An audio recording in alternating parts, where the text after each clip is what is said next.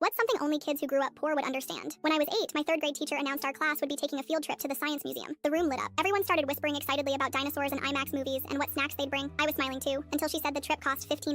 That night, I watched my mom stand at the kitchen counter, counting out grocery money in piles of singles and coins. She looked tired. Her jaw was tight like it got when bills came in. I stood there, silently holding my permission slip. "Mom, I need $15 for the field trip," I finally said. She didn't answer right away, just stared at the paper, blinking slowly. Then she sighed and said, "I'll figure something out." The next morning, I found an envelope with my name on it inside my backpack. It was fat and heavy. Inside was exactly $15. Quarters, dimes, nickels, a couple of pennies taped to a sticky note to keep them from falling out. No bills. I didn't understand at the time, but years later, I realized she'd emptied the change jar she kept in the back of her closet, the one labeled emergencies. At school, when I handed the coins to my teacher, a few kids saw, "Did you rob a vending machine?" One of them laughed. Another whispered, "You know money doesn't have to be dirty, right?" I didn't say anything, just stood there while my face burned hot. I remember trying to hold the envelope low, hoping no one else would notice. That weekend, my mom made boxed mac and cheese for dinner, but she didn't eat any. She told me she wasn't hungry, just tired. I believed her until I opened the fridge later that night and saw nothing inside except a carton of eggs and half a bottle of ketchup. The field trip was great. I still remember standing under the life-size T-Rex skeleton and thinking it was the coolest thing I'd ever seen. But even at 8, part of me knew the price of that day. Years later, I became a teacher. Different school, different kids, but the same field trip, same $15. One day, I passed out permission slips and noticed one of my students, a quiet girl named Alina, staring down at hers like it had insulted her. She didn't say anything, just folded it neatly and slid it into her folder. 2 days later, her mom dropped off an envelope filled with coins, mostly nickels. The envelope was hand-decorated with stickers, a little heart in the corner. When I opened it later, I saw $15 in exact change, plus a note in shaky handwriting that read, "Thank you for letting her go." I recognized the look in her mother's eyes when she handed it to me, that mix of pride and worry. I recognized the silence in Alina's posture, the way she avoided eye contact during lunch that day. It was like looking into a mirror I didn't know I'd left behind. That afternoon, I went out and bought a mason jar and a label maker. I wrote Field Trip Fund and stuck it on the front. I dropped in $100 of my own cash and set it on the corner of my desk. Quietly, I mentioned during morning announcements that if anyone ever needed help with trip fees, they could take what they needed from the jar. No questions, no names.